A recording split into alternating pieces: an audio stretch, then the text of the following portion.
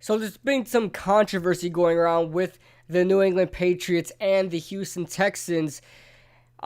Just a couple of days ago, maybe even yesterday, the Patriots have filed tampering charges on the Houston Texans for obviously tampering in their search for a GM, a new GM. And this target is Nick Caserio, the I believe vice president or I don't know, director of player personnel for the New England Patriots, and the Texans were looking at him, targeting him to be the next GM for the Texans. And to shorten it up and try to go over what tampering means, so the term tampering, as used with the National Football League, refers to any interference by a member club with a employer-employee relationship of another club, or any attempt by a club to permissibly induce a person to seek employment with that club or the NFL. Basically, don't be talking to other people. If you're a team,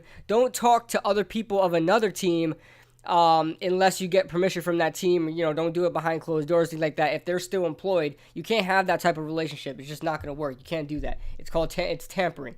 And so here's the situation that's going on. Sort of like, it's like a secret spy mission. The way they put it is like a secret spy mission. Something straight out of like 007 or like Hitman or something like that, the video game. It's crazy. So here's what happened on the day of June 6th. I believe it was June 6th because they said they fired the Houston's GM on June 7th, and they said a day after the ceremony. So here's what happened. June 6th, 2019. The New England Patriots had their ring ceremony. And you know who's there? Nick Caserio. The Houston Texans very well know that. So, who did they send? Their secret spy. The EVP of team development, that's Jack Easterby, who works with the EVP of team development for the Houston Texans. Also formerly was with the Patriots. He was the Patriots developmental director over there. I don't know if he was invited. I don't know if he just showed up, but he was there on a secret mission, and that is to recruit Nick Caserio. So, he's there having fun with all the guys, you get a drink here and there. Oh, congrats, Taro, congrats, Gronk, all that stuff. But he had a target in mind. He was looking at Nick Caserio, hanging out with all the guys over there saying, I'm going to get this guy. It looked like something straight out. The way they're putting it looked like something straight out of a video game. So, Jack Easterby's primary objective was to recruit Nick Caserio. What if I told you we were putting a team together? Who's we?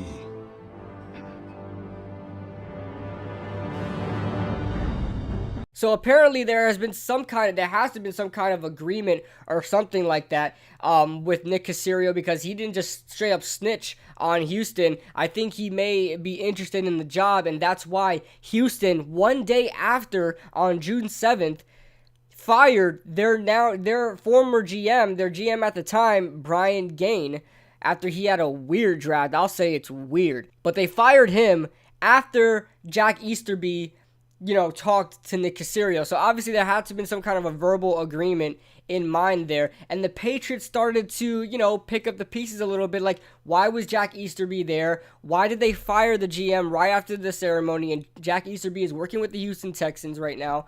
Why? I mean, something's not adding up. So that's why they are filing tampering charges on the Houston Texans. And they might have come to an agreement here, because it says here the potential solution to this conflict is Houston surrendering a draft pick to the Patriots in exchange for Caserio. So not only, we're not talking about, there's a punishment for what you just did, you got to give us a draft pick. No, they're going to exchange. They're going to trade off, basically, a draft pick for Nick Caserio. But as of right now, the Patriots aren't giving any permission for the Houston Texans to interview Caserio. They basically lost their right. I don't think they will give him that opportunity. But I don't know how that works, that maybe Nick Caserio could have the job anyway without an interview, since they already basically had their interview during the ring ceremony, probably in another back room or something like that in the alleyways. That's how it went down. And my thoughts on it, it's a little ironic, right? It's a little ironic that the New England Patriots, out of all teams, and we all know in sports history, the New England Patriots are known for being the cheaters in sports history, not just football history, and like sports history. They've been figured out and found out by so many times for cheating. One is one too many, but I think they've been caught cheating like 3 times already. So it's kind of ironic for them to be the ones to say, "Hey, he did it. Look what he did. Look what he did. Do something about it." Being that for the whole Deflategate situation, which I will admit that that's so ridiculous. But they did lose their first round draft pick for it, and now they want a draft pick for the Houston Texans tampering with Nick Caserio. It's funny. It's funny. So in my opinion, the Houston Texans shouldn't have done that. They shouldn't have thrown out like an informant in there, be like, "Hey, Go figure out some information." That's basically what they did. I mean, it's like a straight up spy movie. They sent out an informant. Listen, go to this party and infiltrate the target. Infiltrate the party and find our target and get some information. Get a verbal agreement. Meet him in the alleyways or something like that, and come back. And we'll do what we have to do with Mr. Brian Gain here. But we're looking for a new GM. So that's my thoughts on it. I mean, it's wrong, but it's kind of funny. I mean, I don't.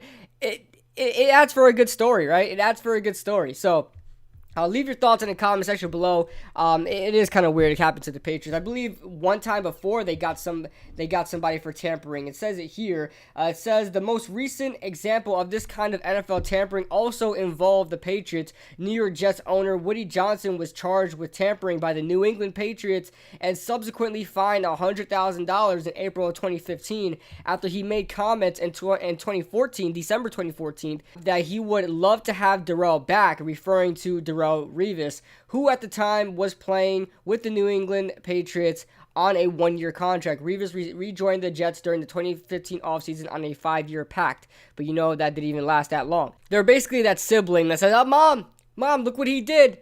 Look what he did," but behind the scenes, they're doing their own devious things. So it's funny. They could dish it, they just can't take it. So they can dish it, but they just can't take it. So leave your thoughts in the comment section below. For all Giants news and NFL news alike, I'm Kid Blue, and I will see you guys in the next video.